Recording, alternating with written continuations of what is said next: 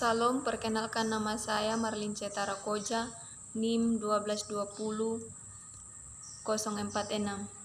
Di sini saya akan menjelaskan materi tentang klasifikasi sumber daya alam dan hubungannya satu sama lain. Pertama, sumber daya alam dikelompokkan menjadi dua kelompok utama. Kelompok sumber daya yang tak dapat diperbaharui dan kelompok sumber daya alam yang dapat diperbaharui. Pengelompokan sumber daya alam menurut Profesor Baulo. Sumber daya alam yang tak dapat dipulih atau tak dapat diperbaharui mempunyai sifat bahwa volume fisik yang tersedia tetap dan tidak dapat diperbaharui oleh olah kembali. Sumber daya yang tidak dapat diperbaiki ini dapat digolongkan menjadi dua macam. 1. Sumber daya seperti batu bara, mineral, yang sifatnya dapat dipakai habis atau berubah secara kimiawi melalui penggunaannya. Sumber daya alam yang mempunyai sifat gabungan. Sumber daya alam dapat dikelompokkan ini dibedakan menjadi dua macam. Yang pertama, sumber biologis. Yang termasuk dalam sumber daya ini adalah hasil panen hutan, marga satwa, padang rumput, perikanan, dan peternakan. Yang kedua, sumber daya tanah. Sumber daya tanah ini menggambarkan gabungan antara sifat sumber daya alam yang dapat diperbaharui, yang tidak dapat diperbaharui maupun sumber daya biologis, contohnya kesuburan tanah. Implikasi diri penggolongan sumber daya alam. Sumber daya alam yang dapat diperbaharui dapat dibedakan menjadi dua, yaitu sumber daya yang alirannya dapat dipengaruhi oleh tingkat teknologis yang ada atau aliran air, irigasi, curah hujan, air tanah, dan sebagainya. Dan sumber daya alam yang alirannya tidak dapat dipengaruhi oleh tingkat teknologi yang ada, seperti energi surya, gelombang laut, dan angin. Dilihat dari penggunaannya, sumber daya alam yang tak dapat diperbaharui terutama digunakan sebagai bahan mentah untuk menghasilkan barang-barang tahan lama dan energi. Implikasi dari penggolongan sumber daya alam. Bagi sumber daya alam yang tak dapat diperbaharui, ketidakpastian mengenai perkembangan teknologi akan merupakan hambatan dalam perencanaan dibandingkan untuk sumber daya alam yang dapat diperbaharui. Bahwa dengan berhasilnya perkembangan teknologi membuat kita menjadi kurang memperhatikan keadaan di masa yang akan datang.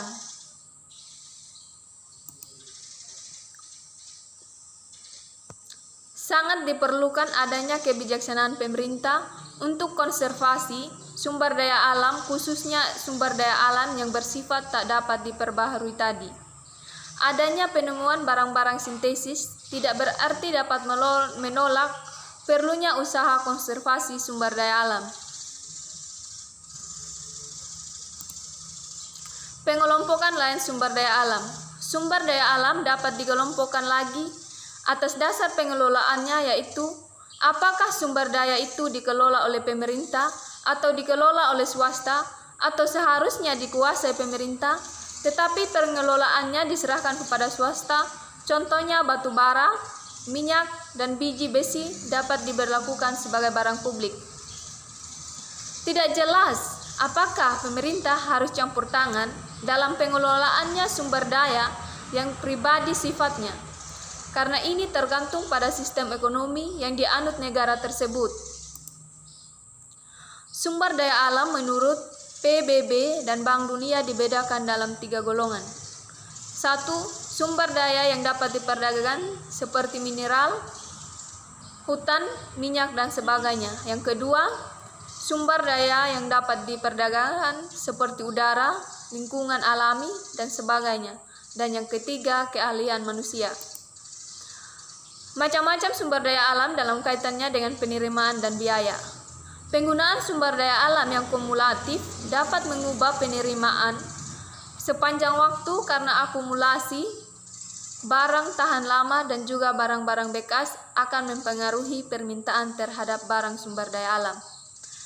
Penggunaan terus-menerus akan mempengaruhi biaya pengambilan dan pada gilirannya akan mempengaruhi penawaran sumber daya alam. Sumber daya alam primer dan sekunder. Sumber daya alam sekunder merupakan sumber daya alam yang adanya karena sumber daya primer.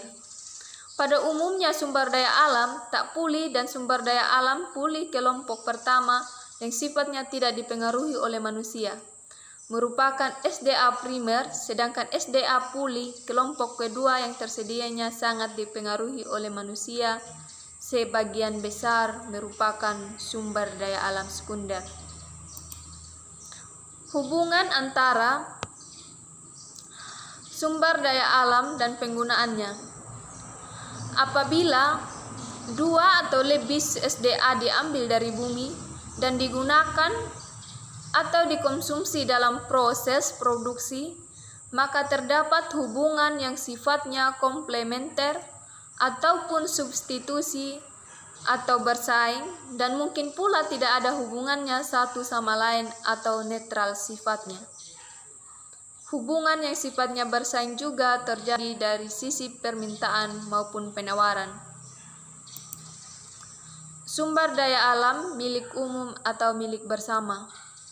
Penggolongan lain sumber daya alam dapat dilihat dari sudut penguasaan. Sumber daya itu seperti property right. Sumber daya alam dapat dimiliki oleh perorangan atau private property resources atau oleh umum seperti common property resources. Demikian materi saya, terima kasih.